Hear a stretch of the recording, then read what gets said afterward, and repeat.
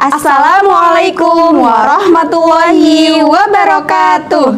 Salam Pramuka. Salam. Allahu Akbar. Tepuk pra, mu, ka. Pra, mu, ka. Praja Muda Karana. Allahu Akbar. Baik adik-adik, sebelum kegiatan Pramuka hari ini kita mulai, alangkah baiknya kita membaca surat Ad-Duha bersama-sama ya. Bismillahirrahmanirrahim. Wadduha wal-laili idza saja. Ma wadda'aka rabbuka wa ma qala. Walal-akhiratu khairul laka minal ula. وَلَسَوْفَ يُعْطِيكَ رَبُّكَ فَتَرْضَى أَلَمْ يَجِدْكَ يَتِيمًا فَآوَى وَوَجَدَكَ ضَالًّا فَهَدَى وَوَجَدَكَ عَائِلًا فَأَغْنَى فَأَمَّا الْيَتِيمَ فَلَا تَقْهَرْ وَأَمَّا السَّائِلَ فَلَا تَنْهَرْ وَأَمَّا بِنِعْمَةِ رَبِّكَ فَحَدِّثْ. Baik adik-adik, alhamdulillah kita sudah sama-sama membaca surat Ad-Duha. Nah, selanjutnya kita akan senam bersama. Silakan untuk adik-adik berdiri semua ya. Ya, mari kita saksikan video berikut ini. Arms up high, reach for the sky. Let's sing and move along to the silly, silly Ram-Sam song.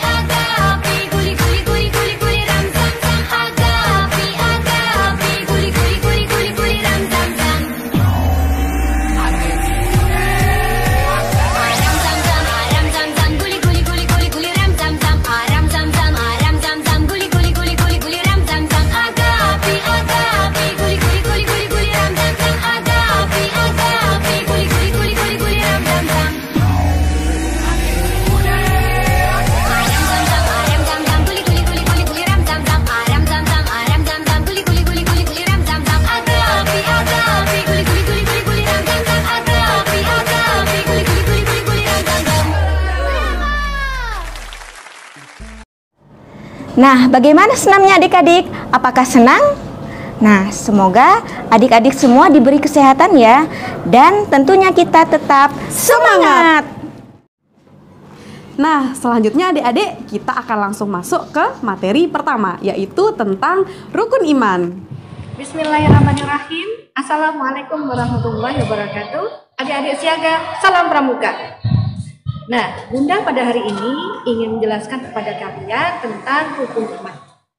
Tapi sebelum Bunda jelaskan apa itu rukun iman, maka kita akan tahu apa sih rukun itu. Rukun itu adalah ibaratnya sebuah fondasi.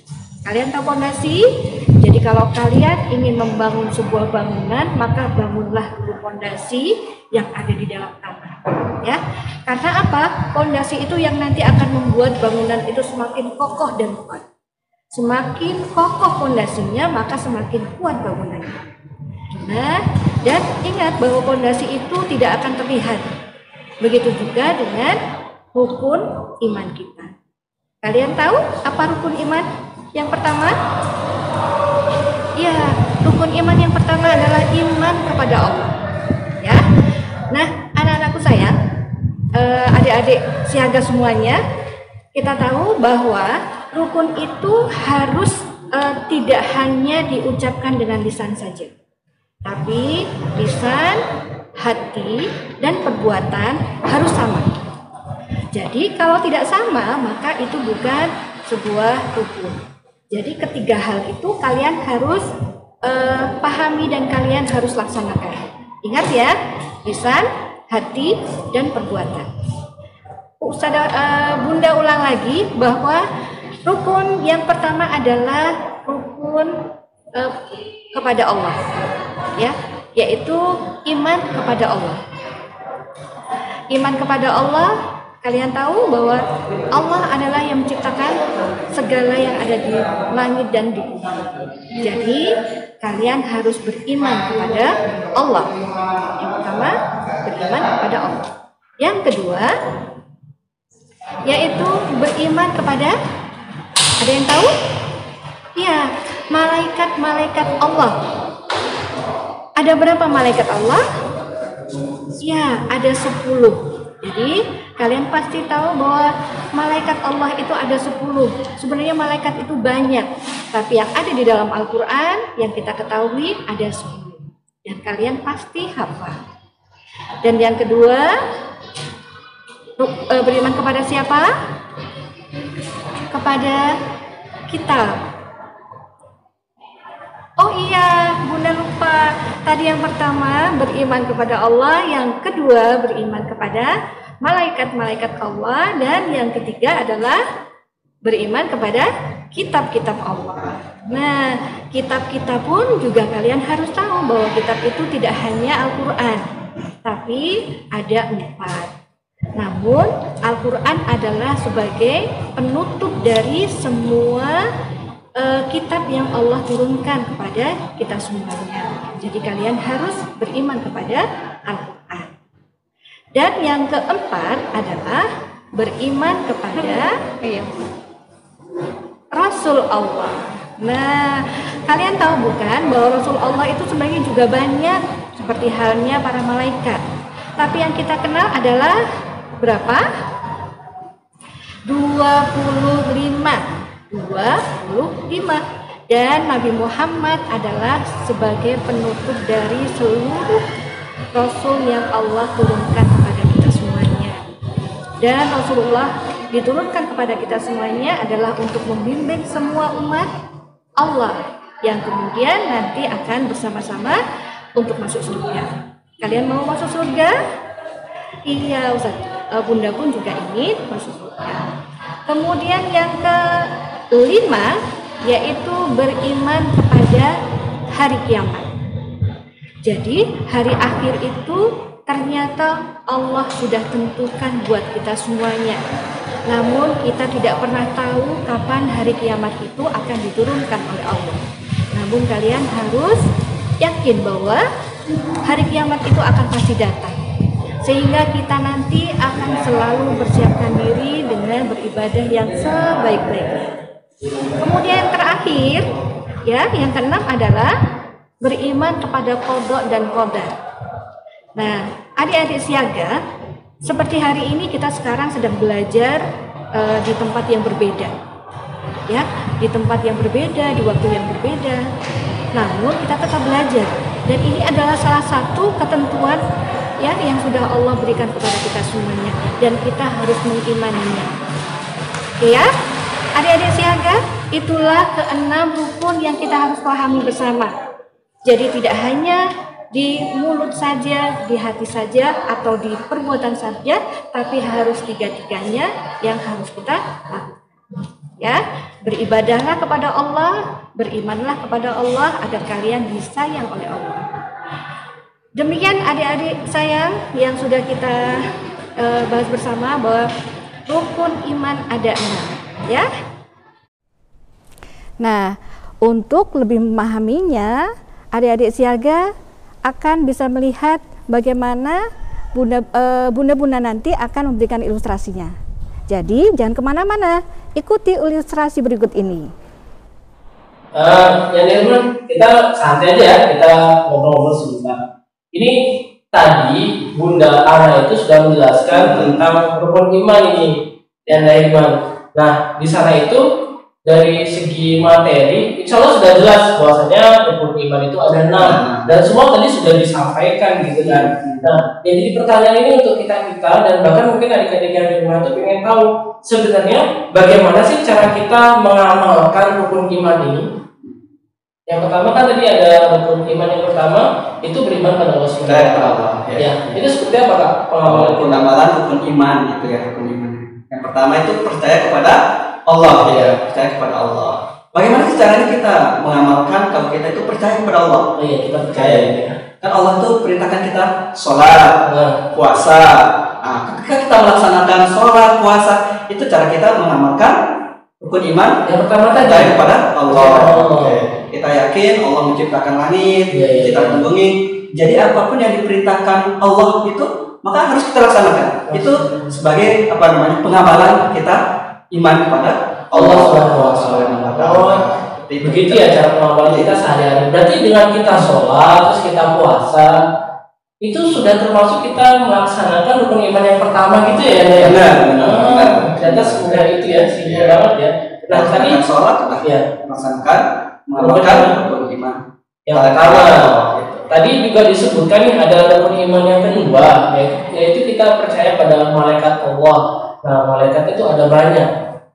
Dan cara kita untuk mengamalkan dalam kehidupan sehari-hari itu seperti apa sih untuk kita percaya pada malaikat? Tadi kan percaya sama Allah sudah. Nah, kita untuk mengamalkan dalam kehidupan sehari-hari percaya pada malaikat Allah itu seperti apa sih? Oke, rukun iman yang kedua itu kan percaya kepada malaikat Malaikat itu salah satu makhluk Allah yang gaib, sifatnya gaib. Gaib itu artinya tidak bisa dilihat. Kita nggak bisa lihat. Bisa, malaikat itu bisa lihat ya. Makanya disebut dengan makhluk gaib. Kita harus percaya kepada.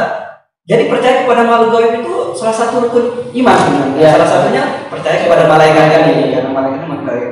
Allah itu ciptakan malaikat itu untuk banyak tugasnya ya. Ada malaikat Jibril yang tugasnya menyampaikan wahyu, ya kan? Malaikat Jibril, Mikail pemberi rezeki, Israfil nanti peniup sangkakala ya. Malaikat Israel dan seterusnya itu.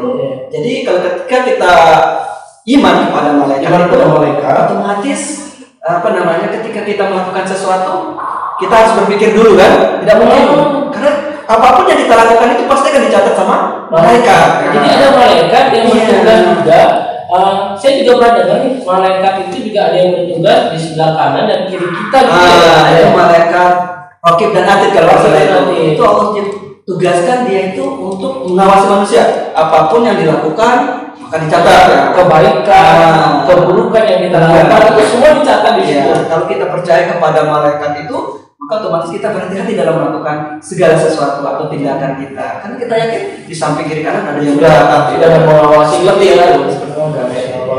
Itu jadi kita cara mengamalkannya itu dengan cara kita berhati-hati dalam tindakan.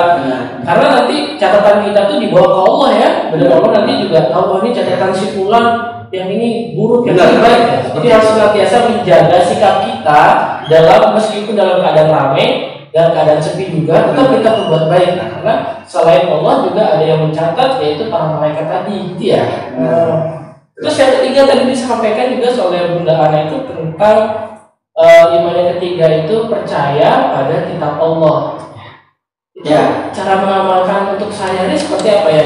Oke, kitab Allah ya. Itu percaya kepada kitab Allah. Kalau tidak salah itu Allah itu memiliki 4 kitab ya. Ada namanya Zabur, Taurat, Injil, dan yang terakhir itu adalah Al-Quran.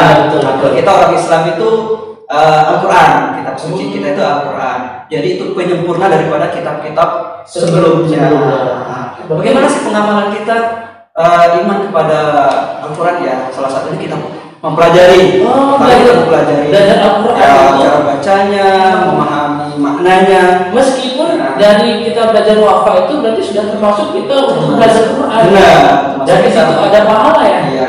Kalau kita mengamalkan, kalau kita percaya Allah itu memiliki kitab, ya mempelajari Al-Quran yang tadi.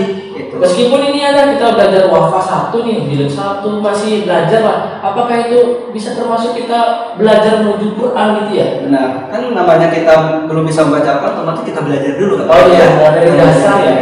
Nggak mungkin itu langsung. Oke, dengan belajar membaca Al-Quran itu salah satu cara kita mengamalkan iman kepada Al-Quran. Caranya seperti itu ya, gampangnya ya. Gitu. Karena di dalam Al-Quran itu adalah pedoman. Bisa dikatakan juga Al-Quran itu adalah pedoman buat kita. Bagaimana cara kita menghadapi hidup, menjalani hidup. Karena Cara belajar ada di sana, cara berbakti kepada kedua orang tua. Ya. Oh, ini lengkap banget situ ya. Jadi wajib hukumnya untuk setiap umat Islam, termasuk kita semua dan adik-adik juga yang belajar ini juga mempelajari Al-Quran. Terus yang disampaikan Bunda Ana tadi itu ada yang gini ya, Daiman, beriman kepada para nabi dan rasul. Benar. Yang keempat itu beriman kepada nabi ya, rasul ya. Oke, jadi Allah itu untuk menyampaikan ajarannya itu ke manusia itu, maka Allah itu mengirim nabi. Nah, mengirim nabi itu tadi kan Allah punya apa? Kitab ya.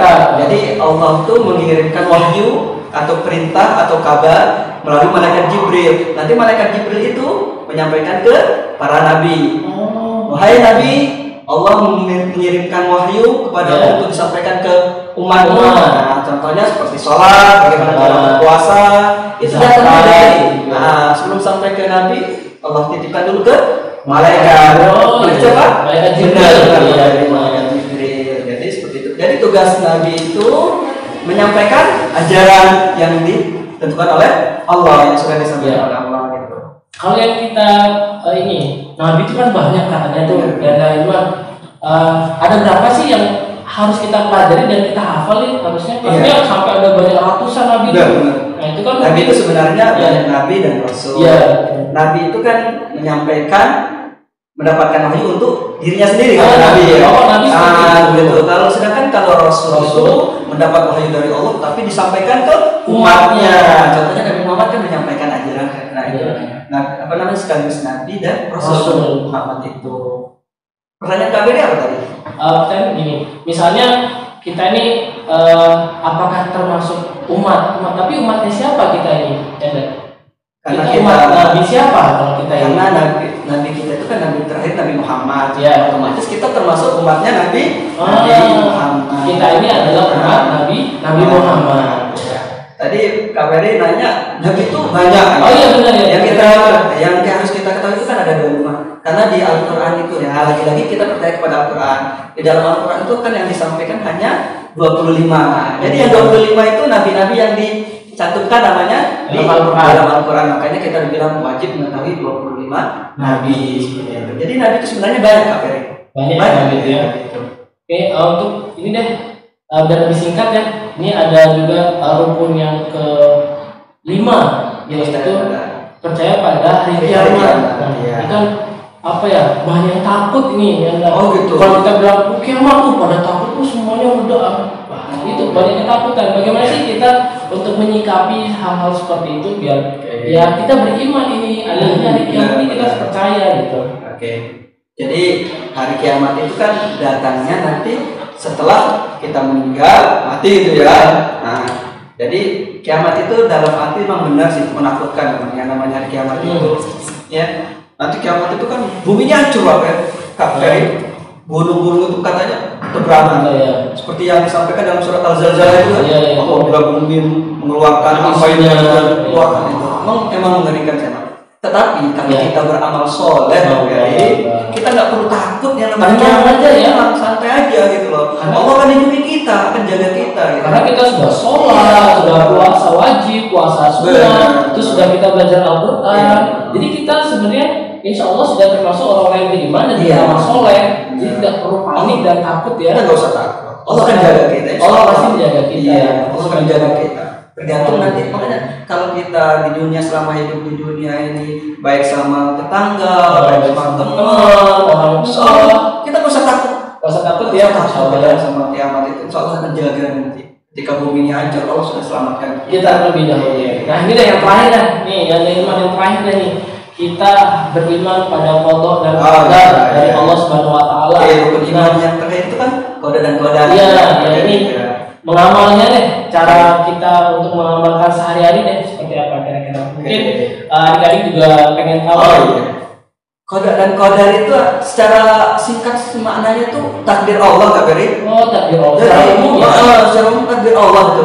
Ketika kita mendapatkan kesedihan, kita harus yakin, oh ini Allah sudah tentukan. Apa yang kita terlalu sedih gitu, ini sudah ditentukan semuanya. Ketika kita mendapatkan kesenangan, kita mengatakan syukur kepada Allah. Ketika kita mendapatkan musibah, kita ucapkan inna lillahi wa inna ilaihi rajiun. Karena semuanya itu sudah takdir Allah. Kita nggak usah khawatir. Ketika kita yakin semua sesuatu itu berasal dari Allah, sudah ditentukan, kita nggak usah, kita berserah diri aja kepada Allah. Itu cara mengamalkan yang ke-6 itu. Ya, berpasrah pada Allah ya. Setelah kita berikhtiar, kita berpasrah pada Allah.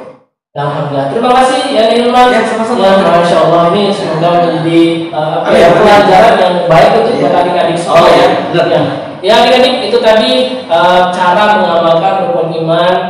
Ya, ada 6 ya, diingat ya. Dan jangan lupa juga kalian untuk mengamalkannya dan mempelajarinya.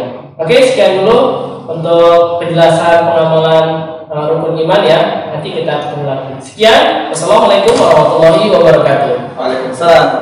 Nah, itu tadi materi tentang rukun iman dan pengamalannya. Nah, selanjutnya kita masuk ke materi yang kedua ya, yaitu tentang rukun Islam. Bismillahirrohmanirrohim. Assalamualaikum warahmatullahi wabarakatuh. Salam Pramuka.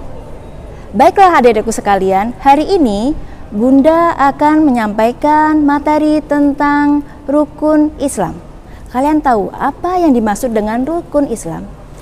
Rukun Islam adalah 5 tindakan dasar atau merupakan pondasi dasar bagi umat yang beriman. Jadi wajib dikerjakan bagi orang yang mengaku dirinya sebagai orang Islam. Yang pertama yang kita lakukan adalah mengucapkan 2 kalimat syahadat.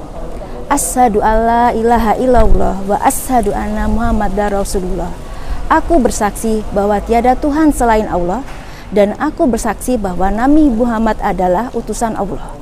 Itu adalah hal wajib yang pertama kita lakukan jika kita mengaku diri kita adalah sebagai orang Islam. Anak-anakku sekalian, rukun Islam yang kedua adalah melakukan sholat 5 waktu. Yang pertama adalah sholat subuh 2 rakaat, kemudian sholat zuhur 4 rakaat, sholat asar 4 rakaat, kemudian sholat maghrib 3 rakaat, dan diakhiri dengan sholat isya sebanyak 4 rakaat. Jadi sebagai umat muslim sebaiknya kita melaksanakan sholat 5 waktu, dan kalau bisa dilakukan pada waktu yang sudah ditentukan ya. Ketika azan berbunyi, kita sebaiknya langsung mengambil wudu dan melaksanakan sholat 5 waktu. Adik-adik sekalian, rukun Islam yang ketiga yaitu melaksanakan puasa pada bulan Ramadan. Jadi anak-anakku sekalian, kita melaksanakan puasa Ramadan itu dari terbit matahari sampai terbenam matahari. Kita menahan diri dari perbuatan yang dilarang Allah, dan kita tidak makan dan minum selama waktu tersebut. Kemudian rukun Islam yang keempat yaitu membayar zakat. Ini ya, bagi orang yang mampu diwajibkan untuk menyisihkan sebagian penghasilannya dan diberikan kepada orang yang tidak mampu. Ada beberapa macam zakat yang sebaiknya kita lakukan. Yang pertama adalah zakat fitrah. Itu dilakukan pada akhir bulan Ramadan. Kemudian ada zakat mal, yaitu kita menyisihkan sebanyak 2,5% dari penghasilan kita dan kita salurkan kepada orang yang tidak mampu. Adik-adikku sekalian, rukun Islam yang terakhir, yang kelima, yaitu pergi haji ya, atau menunaikan ibadah haji ke Mekah. Itu dilakukan bagi orang yang mampu secara fisik maupun secara finansial. Baiklah adik-adikku sekalian, untuk lebih memahami apa yang dimaksud dengan rukun Islam, kalian bisa melihat ilustrasi sebagai berikut. Silakan disaksikan. Nih Ken, kok pagi-pagi udah sedih? Habis ngapain? Aku lapar. Aku sebel sama mama gara-gara hari ini disuruh puasa. Ya Allah Niken, kan emang hari ini bulan Ramadan. Masa kamu lupa sih? Kita kan emang wajib suruh puasa. Emang kenapa kita diwajibin berpuasa? Aduh Niken, masih inget gak apa kata Ustazah Anita kapan hari? Baik adik-adik sekalian, rukun Islam yang ketiga yaitu melaksanakan puasa pada bulan Ramadan. Jadi anak-anakku sekalian, kita melaksanakan puasa Ramadan itu dari terbit matahari sampai terbenam matahari. Kita menahan diri dari perbuatan yang dilarang Allah dan kita tidak makan dan minum selama waktu tersebut. Rani, aku jadi ingat yang kemarin dijelasin sama Ustazah Anita, kenapa kita harus berpuasa sekarang. Nah, terus? Jadi puasa itu, apalagi Ramadan, termasuk salah satu rukun Islam yang ketiga. Tuh kan, ingat kan sekarang kamu Niken? Nah, jadi rukun Islam di agama Islam itu ada 5. Apakah rukun Islam yang pertama? Syahadat. Apakah rukun Islam yang kedua? Solat. Ketiganya puasa. Keempat bayar zakat. Kelima pergi haji naik pesawat. Wush wush. Ketiganya puasa. Keempat bayar zakat. Kelima pergi haji naik pesawat. Wush wush. Baik adik-adik, setelah menyimak materi kegiatan pramuka tadi tentang rukun iman dan rukun Islam, sekarang Bunda akan menjelaskan tugasnya ya, yaitu adalah Yang pertama, adik-adik harus menghafalkan rukun iman dan rukun Islam. Kemudian yang kedua, adik-adik harus bisa mengamalkan dalam kehidupan sehari-hari. Baik adik-adik, semoga kegiatan pramuka hari ini bermanfaat ya. Dan jangan lupa diamalkan. Assalamualaikum warahmatullahi wabarakatuh. Salam pramuka. Allahu Akbar.